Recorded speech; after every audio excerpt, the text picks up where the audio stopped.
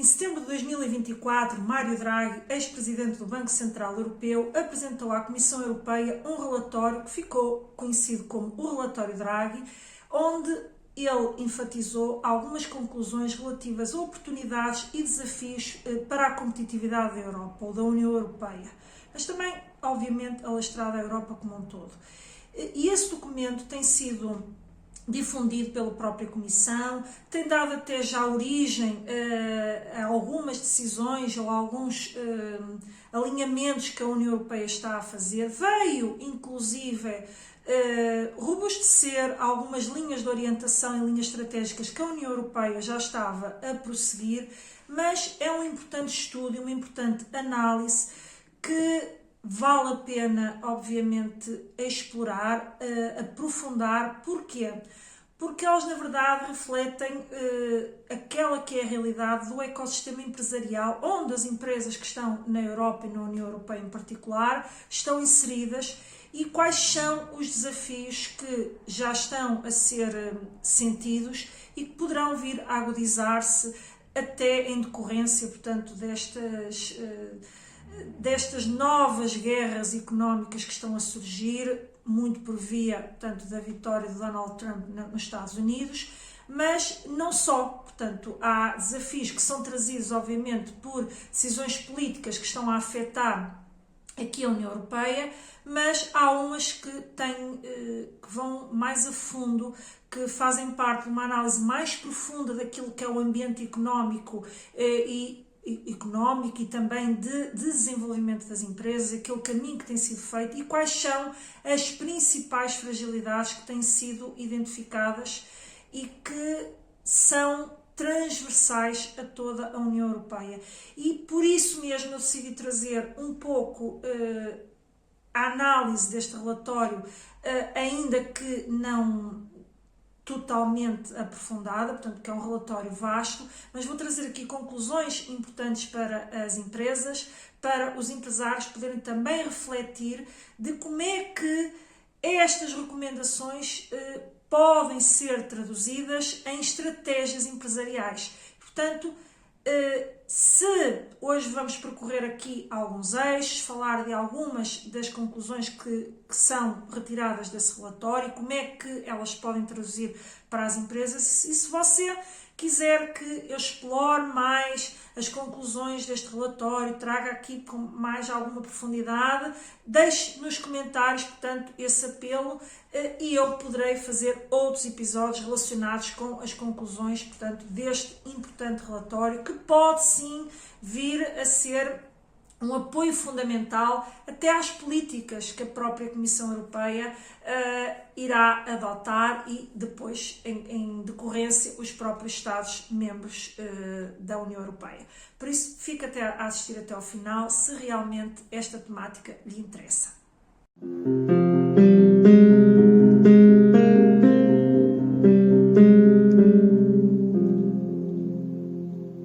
Olá, seja muito bem-vinda a mais um episódio do Pode Competir. Hoje trazendo aqui um tema que já vem sendo falado, que eu ando há algum tempo para trazer aqui para o Pode Competir, que é algumas conclusões, ou algumas das principais conclusões do relatório do Mário Draghi. É um documento que vale a pena explorar, estudar, mas vamos trazer aqui para este programa orientações, portanto, conclusões que o próprio relatório assinala e como é que você, enquanto empresário, pode ajustar ou que impacto é que isto tem na estratégia das empresas e naquilo que poderá ou deverá ser a estratégia das empresas para que elas mantenham a sua competitividade ou até elevem os seus níveis de competitividade. Porque este programa é focado exatamente nisso, em ajudar empresários com orientações, quer do ponto de vista de tendências, também de boas práticas e orientações do ponto de vista estratégico que façam com que as suas empresas se tornem mais competitivas. Porque, para quem não me conhece, meu nome é Ana Rola, eu sou consultora de gestão há mais de 15 anos e a minha missão, no fundo, enquanto consultora, é ajudar empresários e empreendedores a criarem projetos focados na competitividade das suas empresas ou para empresas que estão a nascer, a criar modelos de negócio que efetivamente incorporem, portanto, estas características de serem empresas competitivas, com potencial de escalabilidade, de crescimento e de se tornarem efetivamente empresas sólidas e robustas no mercado. E por isso mesmo tento sempre trazer, obviamente, vários tipos de temas, e eu faço sempre o apelo a que vocês também deixem nos comentários temas que vocês considerem relevantes, que gostavam que eu também abordasse aqui, também para me dar ideias a mim daquilo que podem ser conteúdos relevantes que eu posso trazer através aqui deste programa, que é totalmente gratuito. E também já fiz o desafio inicial, mas vou relembrar que se você quiser que eu explore um pouco mais as conclusões deste relatório, diga-me nos comentários, porque aí eu poderei então trazer para outros episódios mais conclusões, ir um bocadinho mais a fundo na análise do próprio relatório, caso você sinta que isto é relevante para si.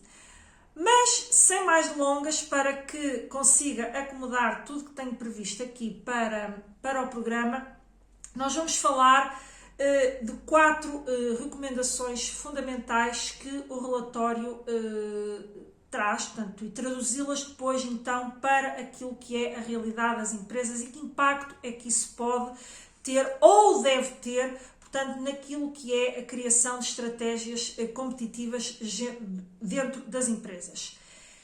E o primeiro deles, a primeira recomendação que é efetuada é de que é necessário, portanto, isto está identificado no relatório, acelerar a inovação tecnológica, portanto, aqui no contexto europeu. Porque está lá plasmado que a Europa, face aos Estados Unidos ou mesmo outros mercados emergentes, como é o caso da China, que tem vindo a crescer muito do ponto de vista da evolução tecnológica, hoje, a China de hoje não é a mesma China de há 15 anos atrás, do ponto de vista competitivo. E também os Estados Unidos têm um ecossistema em termos de desenvolvimento empresarial e desenvolvimento económico muito mais livre, que dá espaço ao aparecimento de projetos disruptivos, portanto, altamente inovadores e que fazem uma grande diferença no mundo. Portanto, há uma verificação, há uma constatação de que o investimento que tem sido feito do ponto de vista de inovação e de investigação e desenvolvimento aqui na Europa, em comparação com outras economias, não tem sido suficiente e, portanto, há um déficit de investimento nesse âmbito e, para além disso, também existem talvez regulamentações que estejam a obstaculizar. Não é que não tenha que haver regulamentação, mas constata-se, por exemplo, que em relação aos Estados Unidos há uma economia muito mais aberta em termos de desenvolvimento e das ideias que surgem, portanto, e dá-se espaço para que essas ideias surjam. E muitas vezes o excesso de regulamentação também leva a que ideias mais disruptivas possam não surgir, porque batem numa barreira em termos regulamentares, não abrindo espaço a esta inovação. E outra realidade associada a isto é a forma como se investe, a maturidade em termos até de investimento, quer privado, quer público, para projetos que numa primeira fase podem não ser, pode-se vislumbrar um grande potencial de escalabilidade, de crescimento, caso aquela ideia dê certo, caso aquilo o mercado aceite, mas há uma fase muito preliminar de exploração que muitas vezes leva alguns anos, onde ainda não há um investimento muito forte, ou não tão forte como nos Estados Unidos, onde temos, por exemplo, Silicon Valley, ou onde há efetivamente um ecossistema que fomenta a criação e que é capaz de atrair investimento privado e, portanto, onde há até grandes empresas a investir, portanto, nessas empresas emergentes. Veja-se o caso, por exemplo, do ChatGPT, onde durante anos houve ali um grande investimento, por exemplo, com certeza que tem outros, mas tem ali um grande investimento feito pela própria Microsoft. E havia uma incerteza quanto ao resultado. Sempre que há um processo de investigação e desenvolvimento de uma determinada solução, há uma efetiva incerteza do ponto de vista tecnológico, do ponto de vista até de que tipo de solução aquilo poderá trazer ao mercado. Portanto, há apenas uma expectativa de se chegar a uma determinada solução, mas há um caminho a percorrer. E há um déficit de investimento nessas áreas, portanto, emergentes, ainda nascentes, de desenvolvimento de ideias a partir de ideias que ainda têm que ser desenvolvidas, que ainda tem que haver muita análise exploratória. E, portanto, este déficit de investimento em inovação, investigação e desenvolvimento tem tirado competitividade à Europa como um todo. Às empresas, obviamente, e à Europa depois como um todo, quando surgem depois esses gigantes, quer vindo dos Estados Unidos, quer vindo também da China, onde estão a emergir muitas plataformas do ponto de vista até comercial e outras, e até lá está, surgiu o ChatGPT onde? Nos Estados Unidos. A China já tem um concorrente no âmbito dessa inteligência artificial. A Europa, inclusive, já anunciou agora, portanto, recentemente, que vai fazer um grande investimento em inteligência artificial, no fomento, portanto, sobretudo, investimentos direcionados exatamente para as empresas e outro tipo de organizações que possam colaborar, portanto, em nós tentarmos não perder este comboio. Enfim, já vamos atrás, mas podemos ter aqui um impulso e, simultaneamente, agregando aquilo que são os valores da Europa, que é os princípios éticos, alguns valores em termos da própria privacidade, portanto, da proteção de dados, da defesa, portanto, daquilo que são informações privadas. Portanto, mantendo valores muito próprios da Europa, mas tem que correr atrás e, portanto, já assinalou até recentemente, provavelmente até já derivado das conclusões do relatório do Mário Draghi, não sabemos, provavelmente esperemos que estejam a tirar essas conclusões, mas há efetivamente, portanto, aqui ficámos para trás.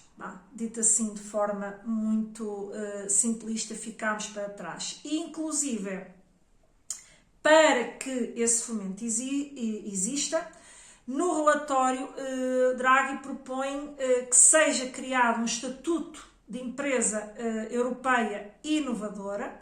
E para que é que servirá este estatuto? Para harmonizar regulamentações e facilitar o crescimento das empresas tecnológicas. Portanto, basicamente é aquela questão do excesso de regulamentações diferentes entre os diferentes Estados-membros, apesar de já haver uma matriz ideológica que é trazida pela Comissão Europeia, ainda existem diferenças, existe uma enorme de retalho, digamos assim, muita regulamentação que obstaculiza, portanto, esta inovação tecnológica e a emergência, portanto, destas empresas disruptivas no mercado, como nós vemos a surgirem quer dos Estados Unidos, quer no eixo, portanto, da China.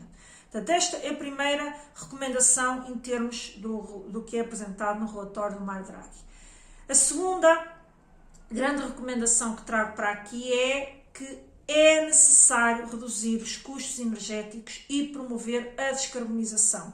Mas esta promoção da descarbonização já deriva um pouco daquilo que são as próprias recomendações dele. Porquê? Porque a Europa, mais uma vez, isto foi identificado, portanto, de toda a análise e de todo o estudo que ele fez para produzir este relatório, que os preços de energia na Europa são significativamente mais altos. E, obviamente, a maior parte das empresas e das indústrias em particular são altamente consumidoras, necessitam desta energia, mas isto é subjacente a tudo. Toda a economia, toda a sociedade precisa de energia. E a energia é mais cara na Europa. E isso, obviamente, retira competitividade às empresas, porque têm que concorrer com outros players do resto do mundo, têm que ser inovadores, portanto, ou seja, está lá no cerne, têm que ser inovadores, têm que apresentar uma proposta de valor, têm que apresentar uma proposta competitiva para que o mercado a aceite e a acolha, e simultaneamente têm o desafio de ter que conviver com custos energéticos mais altos, que é uma grande fatia, normalmente, dos custos das empresas. E isto, evidentemente, que é um ponto fraco, que é algo que é necessário combater. E é aqui que entra um bocadinho a tal filosofia da promoção da descarbonização, também como fator diferenciador, mas na necessidade da Europa se tornar menos dependente energeticamente de Estados fora da Europa, quer seja os Estados Unidos, quer seja há uns anos, hoje há os boicotes, hoje houve sanções à Rússia por via da guerra com a Ucrânia, mas eram também um fornecedor energético da Europa. Ou seja, a Europa está muito dependente de energias que vêm de fora, de outsiders que são concorrentes da Europa. E, portanto, acabamos por ter sempre uma enorme dependência energética. E, obviamente, como é que nós conseguimos, enquanto Europa, fazer isto? E ele, no seu relatório, sugere que haja uma estratégia energética coordenada entre os vários Estados-membros, que combine as energias renováveis, nuclear, hidrogênio, captura de carbono, em que nós, Europa, consigamos aumentar a nossa autossuficiência, a nossa produção de energia a partir de elementos que nós controlamos e que não precisam de vir de fora, tornando, obviamente, menos dependentes, portanto, destes outros players mundiais que ganham poder enquanto os fornecedores da nossa energia, e, portanto, tornamos-nos autossuficientes, mas que isto tem que ser feito de forma coordenada entre os vários Estados-membros e, simultaneamente, visando uma redução de custos.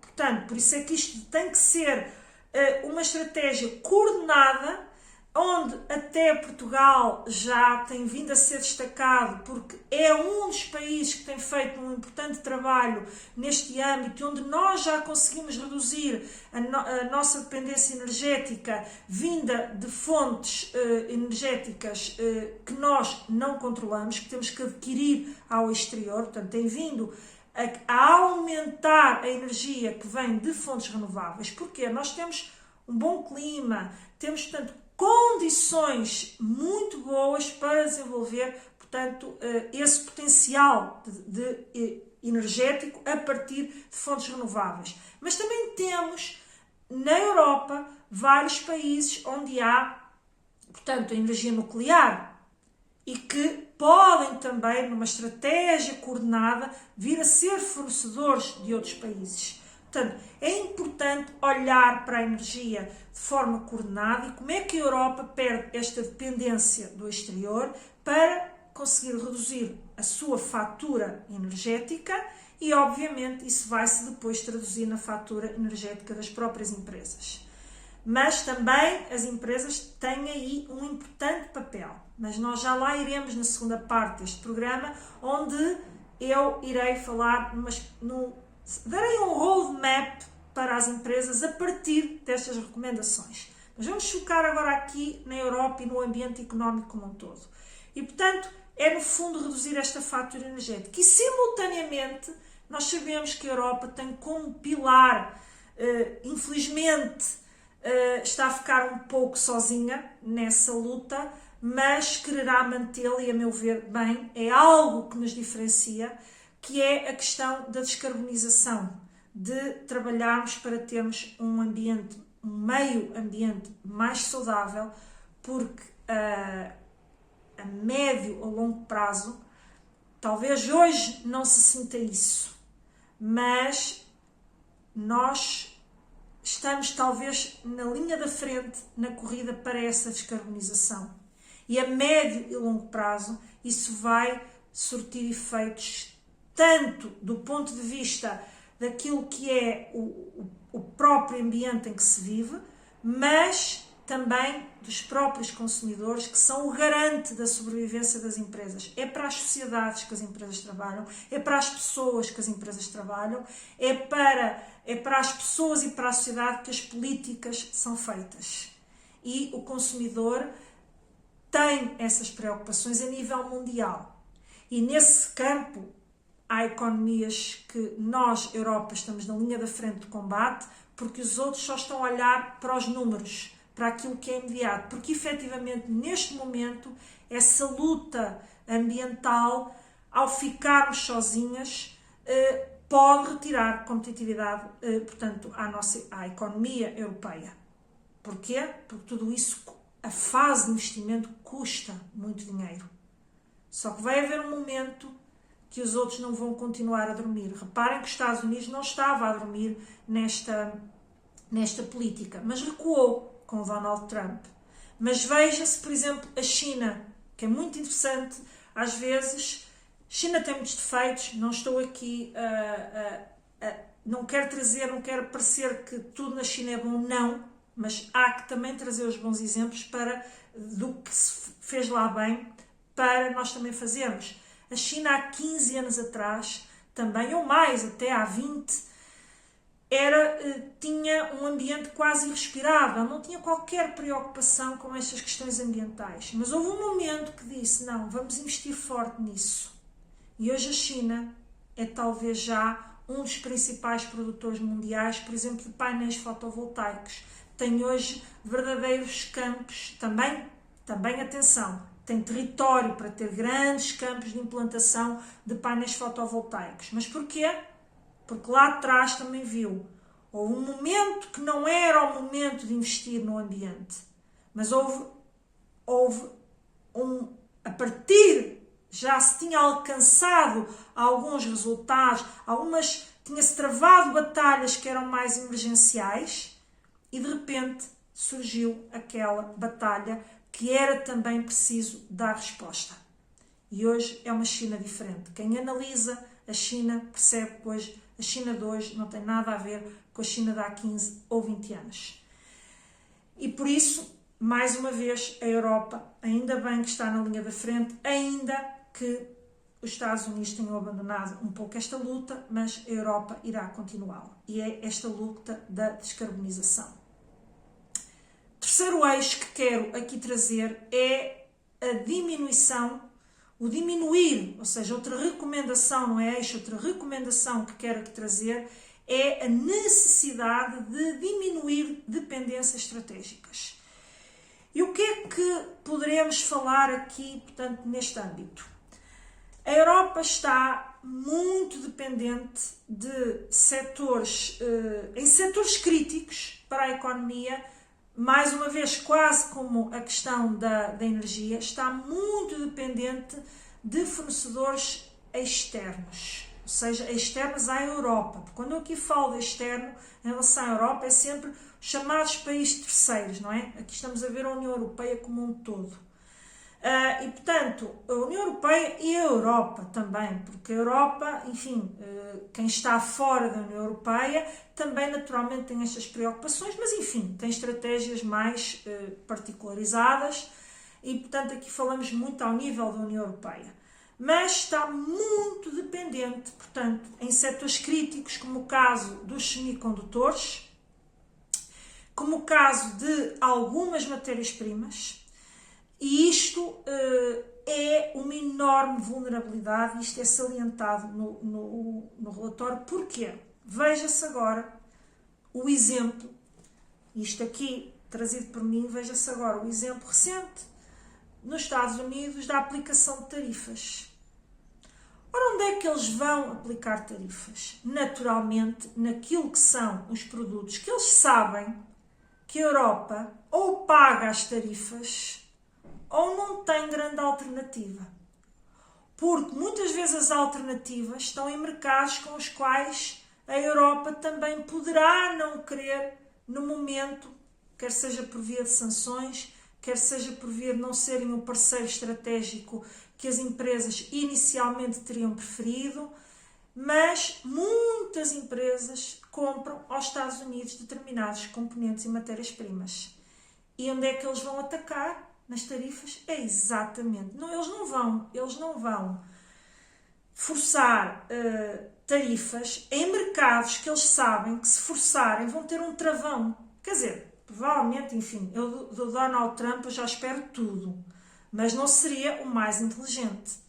Mas, ainda que seja transversal, quais são os setores que têm mais impacto? É exatamente em setores onde há esta dependência estratégica da Europa.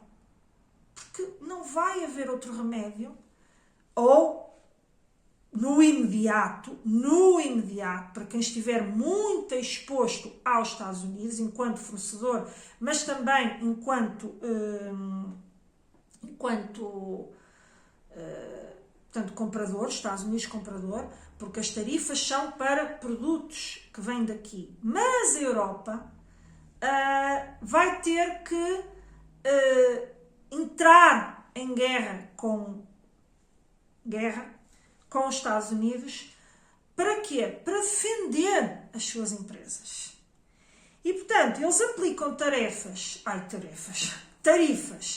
aos produtos que são importados. Eles não querem aplicar tarifas aos seus, não é? Talvez não tenha deixado claro atrás quando falei deste impacto das tarifas e vou então clarificar. Portanto, eles não querem impor aos seus, eles querem vender os seus e sabem que a Europa tem esta dependência. Porém, a Europa não pode deixar-se ficar, bem, eu sou dependente ali e, portanto, olha, eles que apliquem tarifas ao que quiserem aos nossos produtos, eu nada faço, certo? E então onde é que a Europa vai incidir? Em setores, em produtos que sejam estratégicos para os Estados Unidos. Agora, evidentemente que nós vimos na reação da União Europeia à primeira implementação de tarifas pelos Estados Unidos, nós vimos que nós vamos selecionar produtos que sejam importantes, ou seja, onde os Estados Unidos exportam muito para a Europa, mas que não têm impacto nas empresas. Portanto, este é aquele ideal, só que não quero antecipar, mas se você viu os meus programas sobre as mega ameaças, portanto, no livro das mega ameaças, isto é altamente falado, destas guerras comerciais. E o que é que vai acontecer? Os Estados Unidos não se vai deixar ficar. Portanto, guerras comerciais deste tipo não favorecem nenhuma das partes. Naturalmente, a Europa tem que reagir. Não pode dizer às empresas, olha, que se borrife as tarifas que agora eu nada vou fazer, porque há setores estratégicos e a Europa precisa deles. Não é? Isso, numa primeira análise, poderá dizer assim, sim, porque nós precisamos. Pois é, mas qual é o problema? É a dependência europeia destes fornecedores externos. E é isto que a Europa, para que seja mais competitiva, ganhe até poder negocial numa guerra comercial deste tipo, ela tem que reduzir esta dependência de setores críticos que a Europa não controla. Que a Europa tem, mesmo tendo oferta, tem muito pouca. Está muito dependente do exterior. E é por isso importante, e é uma das recomendações que é feita no relatório, que é necessário apostar no voltar a trazer um determinado tipo de indústrias para a Europa que produza este tipo de materiais e de tecnologias essenciais. Para quê? Para nós termos mais liberdade até perante qualquer presidente, como é o caso dos Estados Unidos, que decidiu criar esta guerra com um parceiro de longa data, onde muito provavelmente a maior parte das pessoas nunca vislumbrava que isto um dia viesse a acontecer.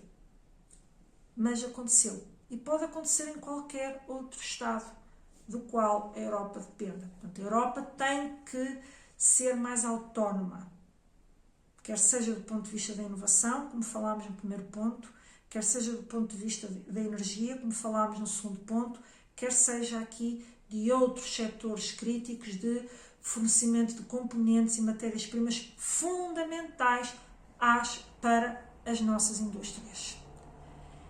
E a última recomendação que eu quero falar aqui tem a ver com segurança, e tem a ver com segurança em vários eixos, ou seja, da Europa reforçar a segurança europeia. E em vários eixos. Porquê? Obviamente acordámos todos para uma realidade óbvia quando rebentou a guerra, portanto, da Rússia, não é, contra a Ucrânia. Rebentou de imediato as fragilidades que existiam face, portanto, a dar uma resposta célere à Ucrânia, de apoio à Ucrânia, porque apesar de todos os países terem equipamentos, todos os países terem, enfim, algumas forças, em todos os países já há o setor da defesa, não é? No entanto, ele é frágil, toda a gente sabe disso. Toda a gente sabe que sempre que há uma intervenção mais musculada, tem que haver o apoio da NATO, tem que haver a intervenção dos Estados Unidos. Porquê? Porque a NATO somos todos nós, mas é também sabido que a NATO é essencialmente, e é isso, talvez essa seja das únicas críticas que o Trump terá uma razão, que é a União Europeia verdadeiramente nunca fez a sua parte em termos de investimento dentro da NATO. Agora, uma coisa é ver esta constatação, outra coisa é ver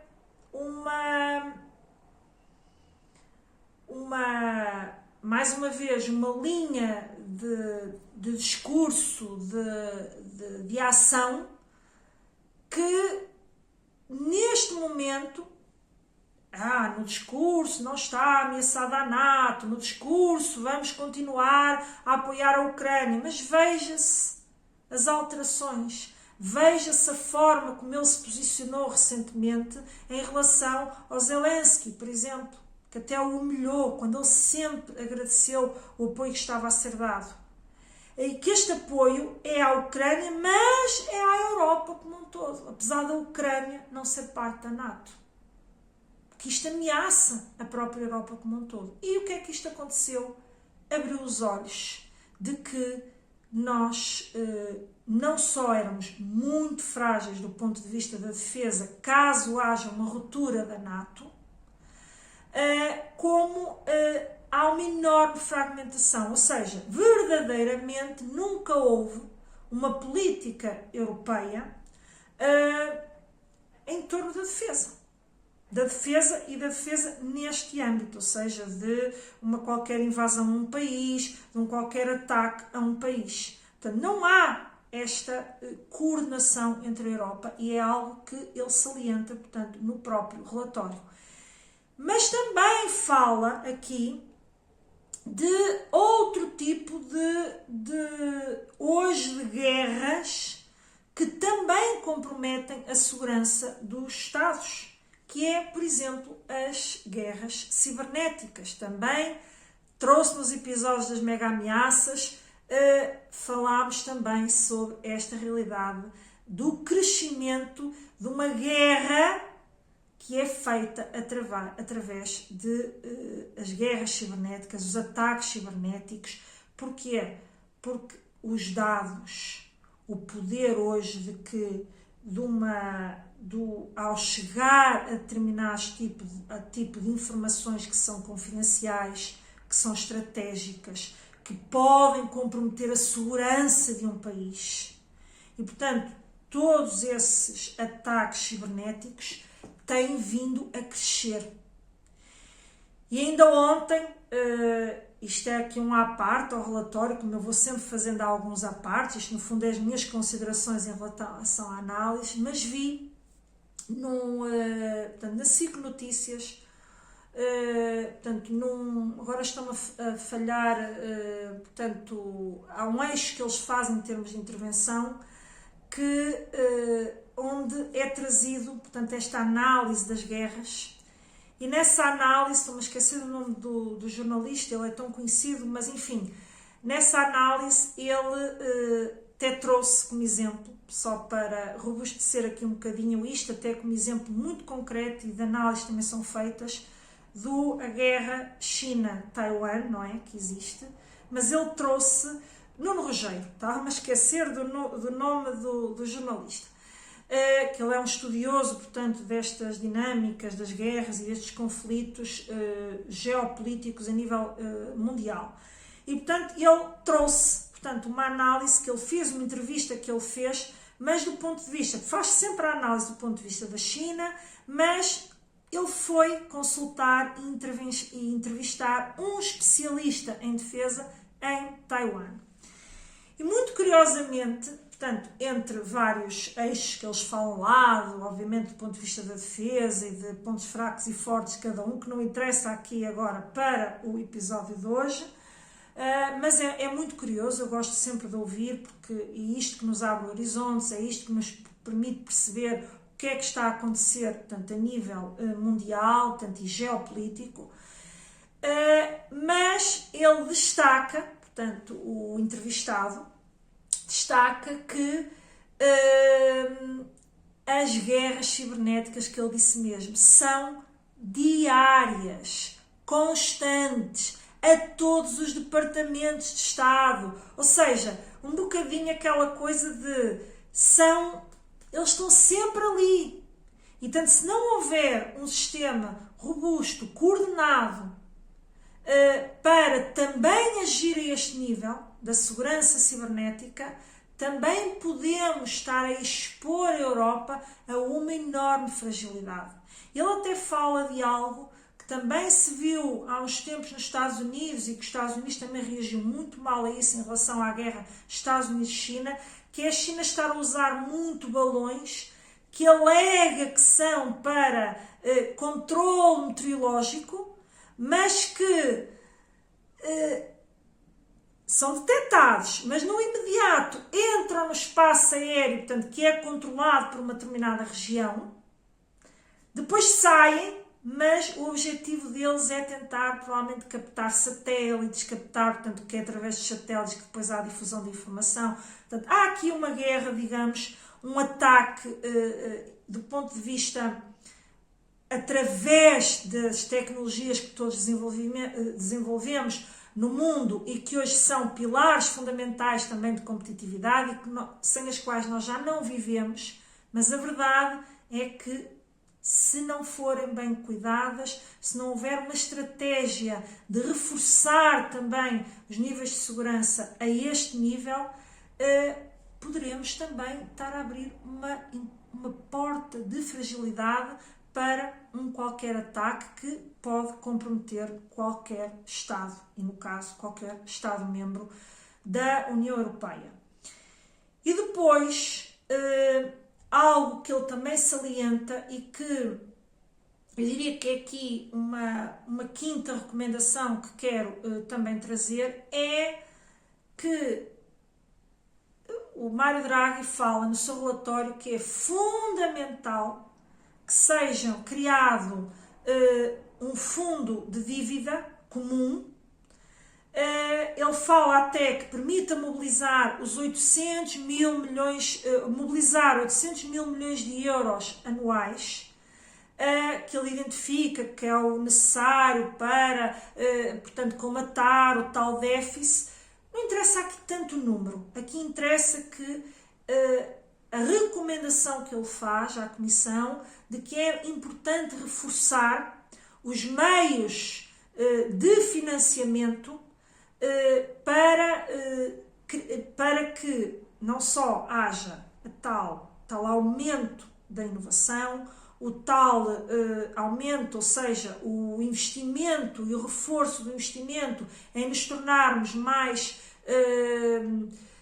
autossuficientes do ponto de vista energético, do ponto de vista dos tais setores críticos e até do ponto de vista aqui, portanto, esta questão da segurança e estes mecanismos de financiamento europeu às empresas e não só, também aos Estados, aqui esta parte da segurança também incorpora, obviamente, estratégias de segurança interna, que têm a ver, obviamente, não com defesa militar, mas com defesa cibernética nas empresas. Mas, portanto, é necessário que a Europa eventualmente crie esse tal fundo onde possam, portanto, conviver, ver esse reforço, conviver realidades distintas de financiamento público, de financiamento privado, através, portanto, de grandes investidores porque é isso que também tem trazido uma enorme dinâmica à economia, por exemplo, americana.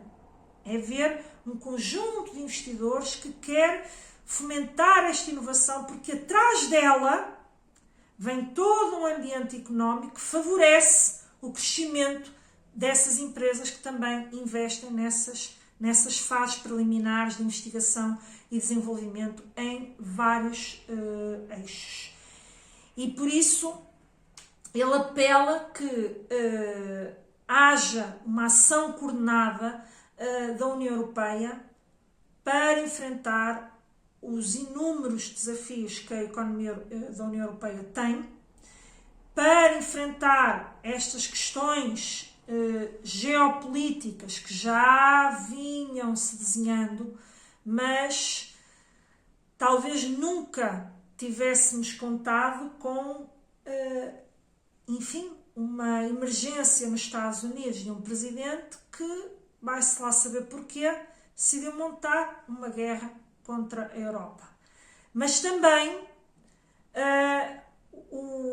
e aqui, mais uma vez, é uma parte que eu própria deixo, e poderá também revisitar esta análise das mega-ameaças feitas por Nouriel Roubini, que eu acho absolutamente super interessantes e obrigatórias para qualquer empresa perceber o ambiente que pode vir a confrontar-se, que é a enorme dependência que hoje a União Europeia tem já da China também. Não só em setores estratégicos, nomeadamente setores como a energia, porque, ok, queremos tornar-nos autossuficientes e até produzimos na Europa. Mas de quem são os investidores dessas empresas? E muitas delas já têm muito capital chinês. Portanto, indiretamente, elas estão já, ou seja, já estamos indiretamente sobre uma dependência chinesa em setores estratégicos, como por exemplo das energias, mas também do ponto de vista comercial, não só daquilo que importamos da China, mas também daquilo que exportamos para a China. E portanto, e atenção, isto não é dizer nós temos que continuar, porque a Europa por si só não é muitas vezes um mercado suficiente, a China por si só é um país com milhões de habitantes. Os Estados Unidos por si só é um país, não é? Que são os Estados Unidos, são vários Estados Unidos que são um mercado gigantesco. A Europa tem que ser mais unida, tem que ser mais coordenada, tem que, ainda que sejamos Estados independentes, que é assim que a Europa é desenhada, não temos uma união política, nós temos que ter uma maior coordenação naquilo que tem impacto depois em políticas económicas, em políticas de defesa, em políticas até sociais, para que consigamos ter esta escala, ter esta dimensão crítica. E por isso é importante, mais uma vez, não se faz tudo da noite para o dia, trazendo até novamente o exemplo chinês, que é um exemplo que eu tenho também estado a escutar, a ler sobre, evidentemente que há aquele contraditório, porque na China não há liberdade de expressão, há todos aqueles problemas, que todos sabem, mas a China abriu-se ao mundo e traçou uma estratégia há 15 anos, agora tem uma nova, e de repente vislumbrou lá atrás que se tornaria líder das IAs, na área das robóticas, e chegou lá, está a fazer moça no mercado mundial e, em particular, aqui no mercado da União Europeia. E, portanto, é importante refletir sobre isto e sobre o desafio que é, enquanto Estados-membros, de coordenar estratégias. E agora, deixa-me aqui só.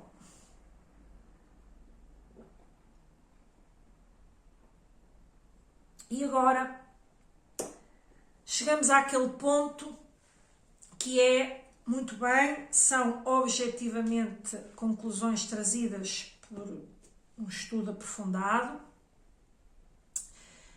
E o que é que eu, enquanto empresa, posso fazer, ou como é que isso pode impactar na minha empresa? Acho que isto é, talvez, para o programa, mas eu costumo aqui só aqui um parênteses, embora o programa já vá longo, mas aqui feito um parênteses, que é, eu acho fundamental que qualquer empresário, qualquer pessoa, enquanto até cidadão, deve emergir na análise mais profunda daquilo que é o ecossistema que o envolve. Porque as empresas têm determinados desafios, mas os cidadãos, como pessoas, também têm outros desafios. Designadamente, hoje fala-se que há uma ameaça a algumas profissões trazidas pela inteligência artificial. Às vezes a pergunta é, e será que quem é hoje profissional, quem está hoje no mercado a exercer uma determinada atividade, seja por conta de outrem, seja por conta própria, seja enquanto empresas, estão a olhar para isso, a analisar verdadeiramente o que é que isso pode trazer? Porque é a partir dessa análise de tendências, destes sinais, que, alargando estes horizontes, que quer que nós, enquanto pessoas individuais, enquanto empresários, quando o somos, conseguimos então desenhar planos que não atacam apenas o imediato, mas atacam, portanto, o médio e o longo prazo. Ou seja, começam a preparar a empresa para uma emergência de algo que já está a haver sinais, já há estudos, já começa a haver, portanto, estas tendências. Estas análises de contexto são fundamentais. E a verdade é que nas várias intervenções que nós fazemos junto de empresários, nós percebemos claramente, não há dúvida nenhuma, que as empresas que melhor que se preparam, que as empresas que enfrentaram, por exemplo, melhor a fase do Covid, foram aquelas empresas que ninguém antecipou o Covid, como é óbvio, ninguém antecipou o Covid. Mas eram empresas que internamente tinham uma estrutura em termos de cultura empresarial, de rápida reação, para além, obviamente, de terem estruturas financeiras sólidas que lhes permitiram combater de forma, não por reação, à espera de fundos, à espera de apoios, à espera de diretivas do que é que eu vou fazer, mas para isso é preciso que a empresa tenha na sua cultura empresarial o pensamento estratégico, a capacidade de reação rápida, a capacidade de, a todo momento, implementar novos planos de ação. Uns são de reação e de diminuição de risco, outros são de mais médio e longo prazo. Portanto, cabe aos empresários, e espero àqueles que me assistem, olhar para aquilo que é a sua realidade empresarial e ver o que podem fazer a cada momento para trabalhar o presente, mas também o médio e longo prazo. E deixando sempre aqui, não sabe fazer isso, não sabe como fazer, não tem ainda maturidade em termos de pensamento estratégico para o fazer, convido, mais uma vez, deixo o link aí do nosso programa de Projetos Competitivos, onde nós trabalhamos, portanto, realmente estes eixos fundamentais. E depois, obviamente, trabalhando projetos que o vão ajudar a crescer e a preparar a sua empresa para os desafios presentes, crescer no presente, mas também se preparando para o futuro. Porquê? Porque há uma enorme pensamento em termos estratégicos na inovação, seja ela a que nível for. Mas, feito este grande parênteses aqui à parte, vamos então àquilo que é o roadmap que eu quero aqui trazer para você, enquanto empresário, ver o que é que... Ok, falámos aqui das orientações, como é que então eu posso começar a fazer aqui esta conexão entre o que é que eu posso fazer, o que é que não posso fazer e, portanto, trazer, portanto, esta, independentemente de você também fazer a sua análise, ter o seu pensamento crítico, olhar para aquilo que é a sua realidade empresarial, fazer o seu diagnóstico e ver, ok, como é que eu acomodo este tipo de situações. Então vamos ao primeiro, vamos aqui das orientações que eu falei, vamos um bocadinho, uma a uma, quase fazer a ponte, fazer um match entre, portanto, a realidade empresarial e esta realidade do ecossistema económico como um todo. E a primeira delas nós falámos em acelerar, portanto, a inovação na Europa. E, portanto, claramente o que é que ele sinaliza? Aí, desde logo, ponto fraco da Europa, fragilidade, temos que investir mais em inovação. E quem é que vai fazer esse investimento? As empresas, as universidades também, através de processos de ID, mas o ID precisa das empresas para depois trazer soluções para o mercado. O ID feito por universidades, porque há muito ID que é feito pelas empresas e há muito ID que é feito em parceria entre universidades, centros tecnológicos e empresas. E, portanto, primeira coisa que então que essa empresa deverá pensar é: como é que eu aumento aqui ao meu nível, ao nível da minha empresa, como é que eu aumento esta capacidade de inovar e de me posicionar como uma referência dentro do meu setor? E você poderá dizer: mas há grandes players no setor, ou alguma vez vão ser uma referência no setor. Isto é um pensamento, eu diria, de pequenez, de quase de medo. E não deve ser este o seu mindset, porque há muitas empresas que um dia foram grandes e que hoje deixaram de ser. Por exemplo, a Kodak.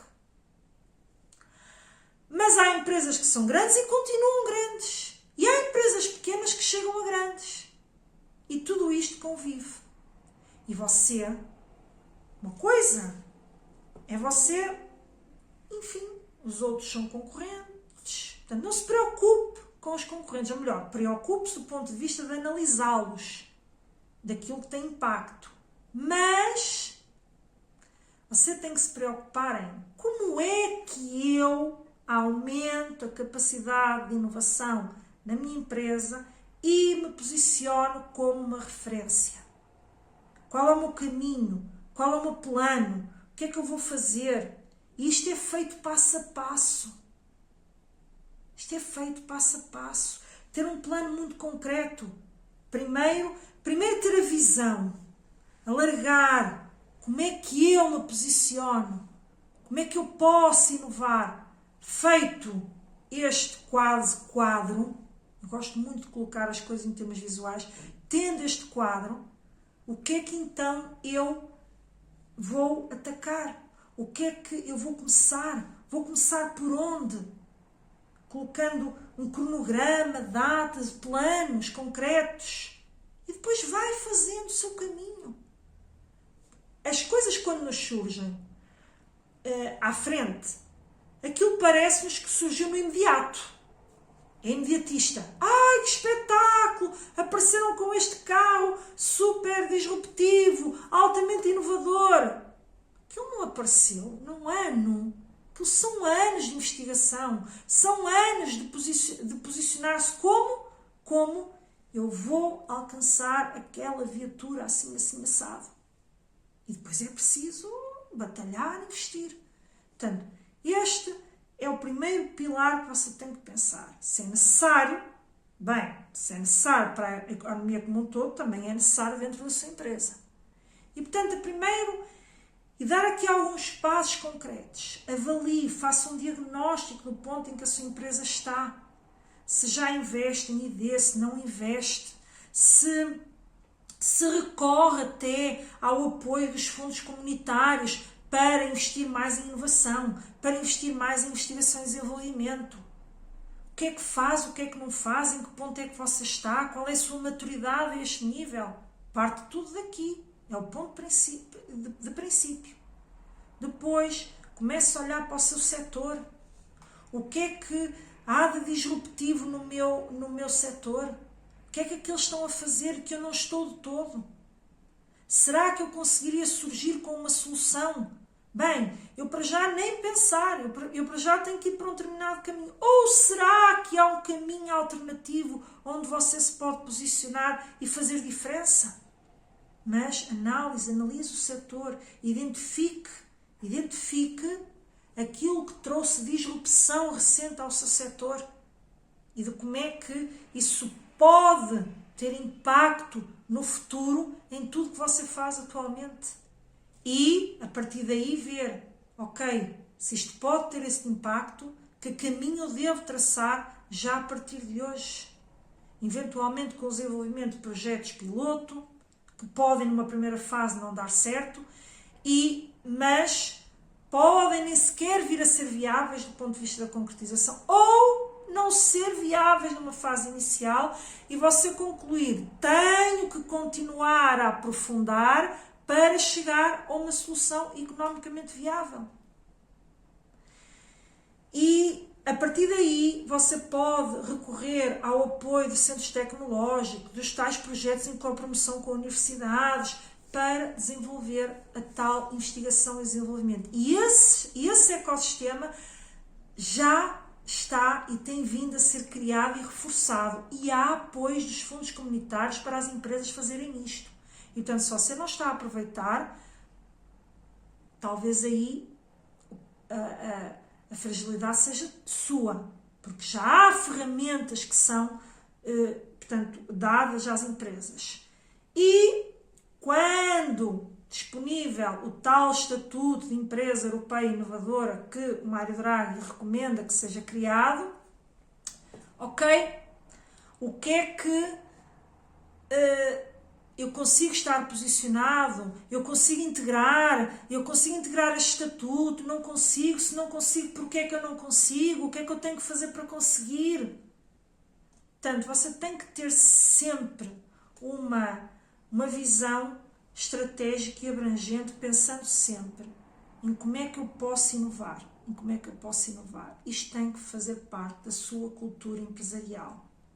E muito provavelmente, eu arrisco dizer que você com isso vai melhorar o portfólio dos seus produtos, vai aumentar a sua eficiência operacional e vai com toda a certeza tornar-se uma empresa mais competitiva.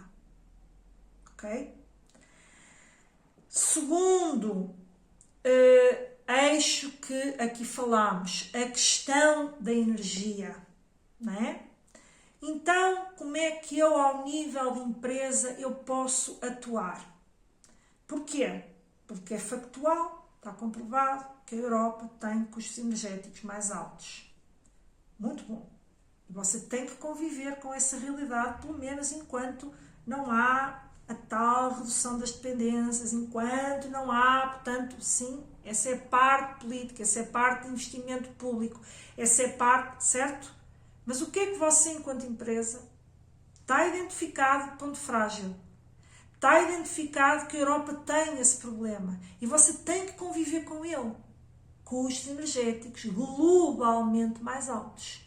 Então você vai ter que fazer o possível para reduzir a sua fatura energética. E já há muitas empresas, clientes nossos, que neste momento são autossuficientes ou praticamente autossuficientes simplesmente porque investiram em painéis fotovoltaicos. Costumo dizer, forraram um telhado da fábrica a painéis fotovoltaicos. Foi um investimento alto? Foi. Mas e que poupanças eles vão ter ao longo do tempo? E o quão competitivos eles se vão poder tornar depois também em termos de preços para o mercado concorrencial em que atuam? Portanto, não é olhar só para o peso do investimento, porque o investimento é amortizado depois com resultados, com os resultados que aquele investimento vai trazer à sua empresa.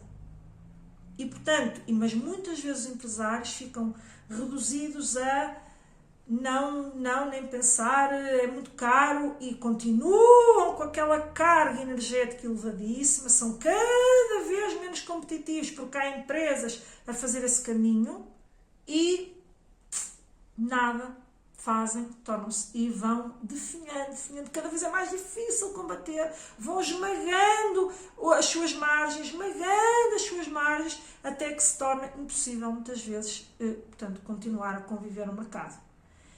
E o que é que essa empresa pode fazer? É o primeiro passo que você tem que ver. Primeiro, já sabe, fazer um diagnóstico. Pode realizar auditorias energéticas para identificar os pontos fracos. Pode você próprio identificar que você tem, por exemplo, equipamentos altamente consumidores de energia. Será que há soluções no mercado melhores? Será que quanto é que me custa? Que apoios é que eu consigo ter para fazer este investimento? E também há apoios para isso no âmbito dos fundos comunitários. Mas eu não sei minimamente como identificar o que fazer, como é que eu consigo efetivamente fazer diminuir o meu custo. Procure ajuda, procure um apoio, ou de um consultor, como é o nosso caso, ou até, no nosso caso, também temos um programa online onde você aprende a fazer. Mas eu também estou por lá a dar orientações, também estou por lá em consultas individuais, onde você pode colocar as suas dúvidas, ok? Portanto, também está presente no programa. Mas você tem que, não sei fazer. Se é esse o problema, está identificado o problema. Que solução é que eu posso ter para esse problema? Vou contratar alguém que me possa ajudar, que me possa ajudar a montar essa estratégia. E isso é o primeiro passo, é identificar, portanto, estas fragilidades, o diagnóstico, eventualmente fazer uma auditoria energética que pode contratar externamente e, portanto, e depois desta identificação, o que é que eu posso substituir? O que é que eu posso fazer para que, apesar de eu ter que conviver neste ecossistema de energia mais cara, eu possa diminuir a minha fatura energética? E com isso, ao fazê-lo individualmente, eu torno-me mais competitivo face àquelas empresas que ainda têm que combater com este pilar, que ainda têm que lidar com estes custos energéticos altos. Certo?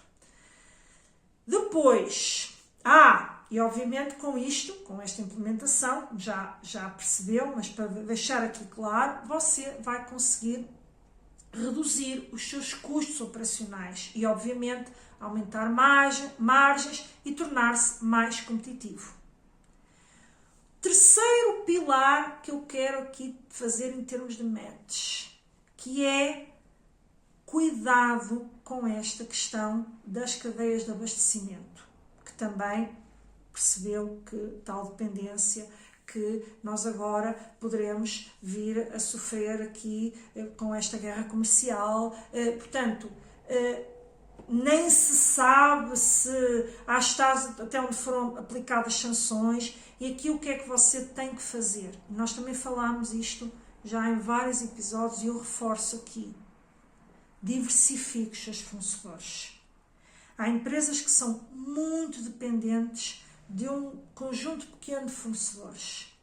E numa primeira análise assim intuitiva, bem, está tudo a correr bem, tudo corre bem, nunca tivemos problemas com o fornecedor, ele faz um bom preço. Isto é algo que nós ouvimos várias vezes. E eu não estou a dizer para ir a correr trocar de fornecedores. O que você tem que focar é, muito bem, se eu preciso desta diversidade, não é, pronto, eu preciso de diversidade, eu não vou comprar mais aquele fornecedor. Muitas vezes você pode começar apenas por identificar. E identificar não é só, olha, pronto, está aqui uma empresa. Não, tenha uma conversa.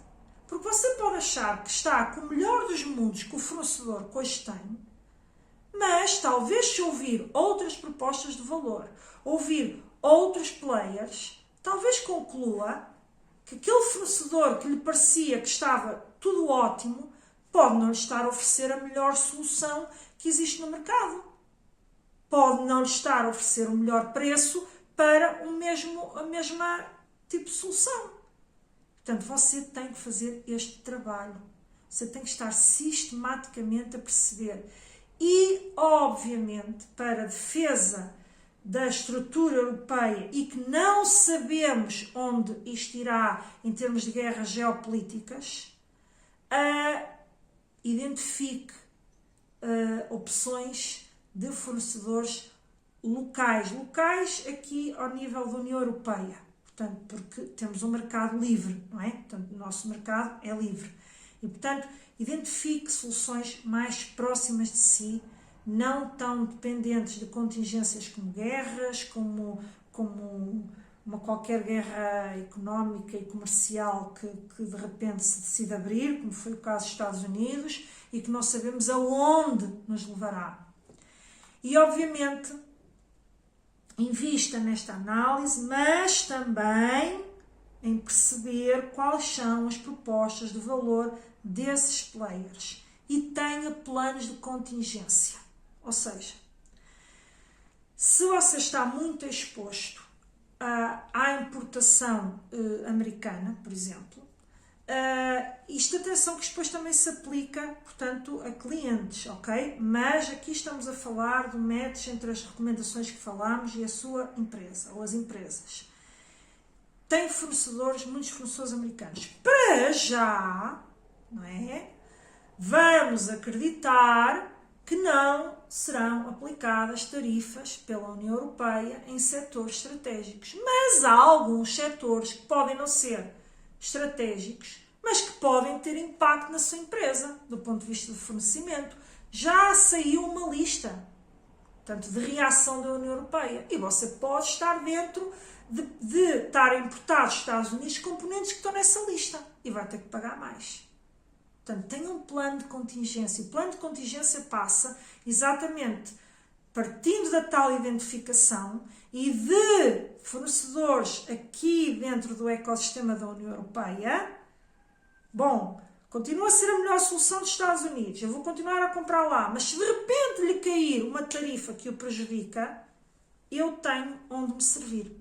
Portanto, isto é a realidade dos planos de contingência. Outra realidade que aqui acontece do ponto de vista da dependência. Quando há escassez de um determinado componente, e isso viu-se em relação, por exemplo, há aqueles componentes eletrónicos, os chips e, portanto, todos aqueles componentes dos quais a Europa está muito dependente, portanto, de fornecedores externos. E o que é que acontece nesses casos? Havendo escassez e eles sendo essencialmente produzidos quer nos Estados Unidos, quer na China, esses componentes eletrónicos, o que é que acontece? A sua empresa vai provavelmente fazer uma encomenda a qualquer fornecedor e há problemas de aprovisionamento, não temos para entrega, não temos para... Não é? Porquê? Porque há muita procura daquilo. E muito provavelmente, ao haver muita procura e havendo escassez naquele fornecedor em particular, ele pode elevar o preço. E se você não tiver feito a tal identificação de fornecedores alternativos, não tiver os tais planos de contingência, você vai ficar dependente de ele dizer, olha, eu vendo-lhe assim, mas olha, temos muitas encomendas, não conseguimos cobrir todos e, portanto, o nosso preço é este. E você o paga ao preço, independentemente de tarifas ou não. Ou fica sem o componente. Ou mais. Até pode, num determinado momento, não tendo esta identificação mais alargada de fornecedores, ficar sem matéria-prima. Não conseguir garantir a produção, a sua própria produção. E, portanto, isto vai-lhe dar estabilidade e, acima de tudo, um maior controlo daquilo que são os custos que você vai ter com componentes e matérias-primas que você adquire. Portanto, é também esta sugestão que fica trazida, então, desta constatação do próprio relatório. Depois, temos aquela realidade da segurança e não é? E que está muito alicerçada também, aqui no caso, à segurança cibernética e assim e por aí. E também as empresas hoje confrontam-se com uma realidade que é a da transformação digital, de que muita coisa está aí para o digital, quer seja os canais de comercialização, quer seja os canais de fornecimento, portanto, ou seja, os interfaces, a própria, hoje em dia, não é? Para quem já está, no caso da indústria, alinhado com a indústria 4.0, portanto, da comunicação entre máquinas e o computador e portanto, a informação ser toda informatizada. O que é que estamos aqui a falar? Sempre que falamos de transformação digital, redes digitais. E estas redes estão sujeitas aos ditos ataques, certo?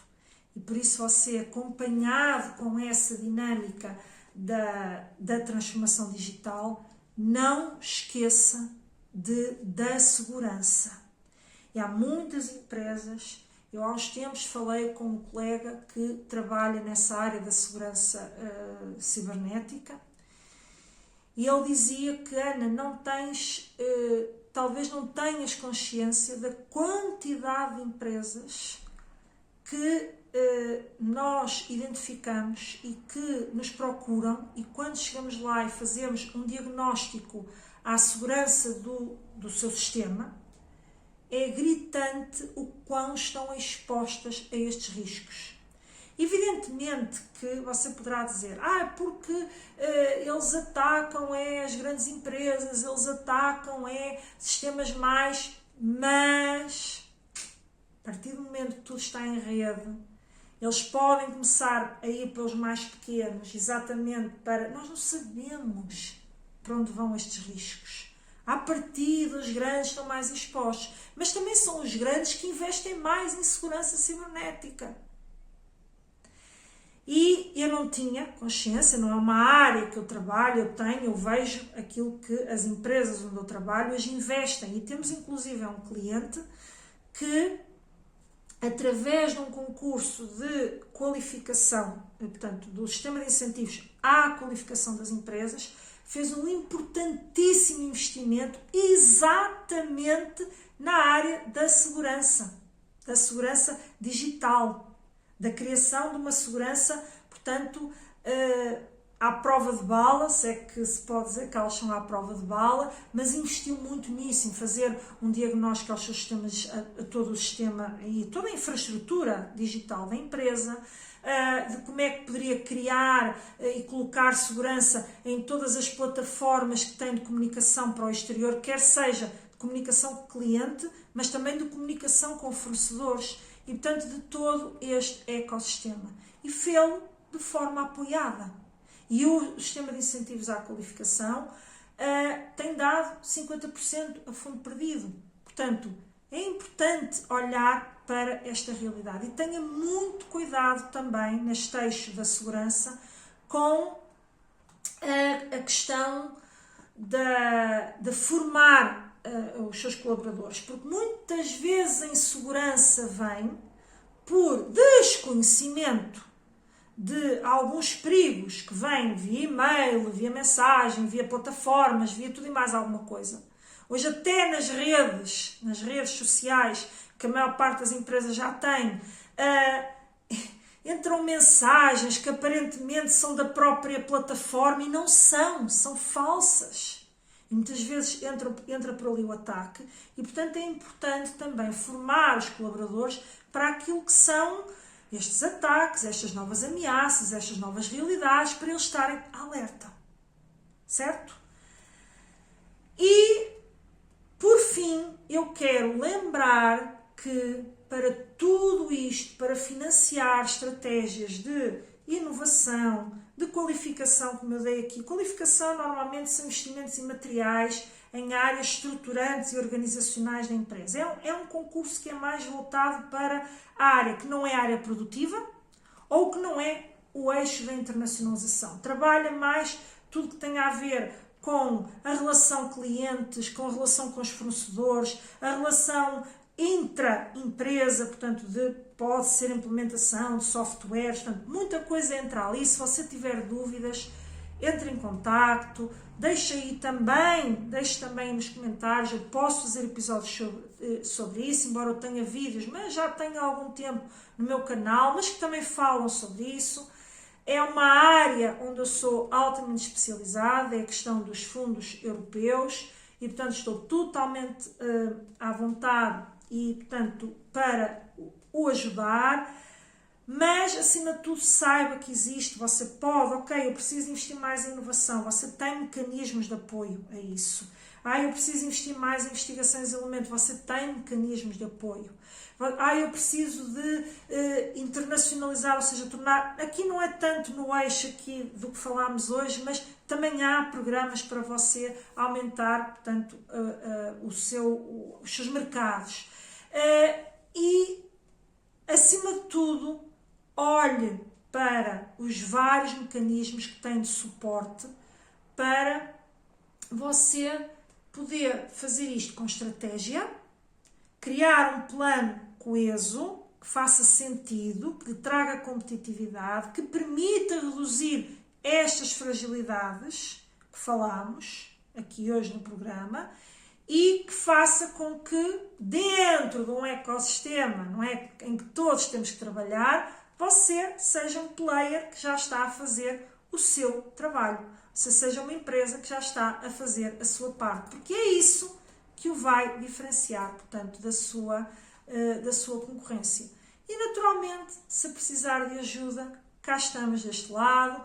Deixe nos comentários perguntas, faça chegar a mim aquilo que são os seus problemas, os seus desafios, as suas angústias, as dúvidas que tem, porque eu vou tentando sempre trazer conteúdos muito relevantes, ou que eu considero que são relevantes aqui para o programa.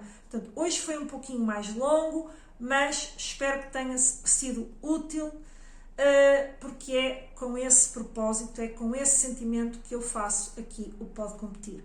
Portanto, até breve e bons negócios!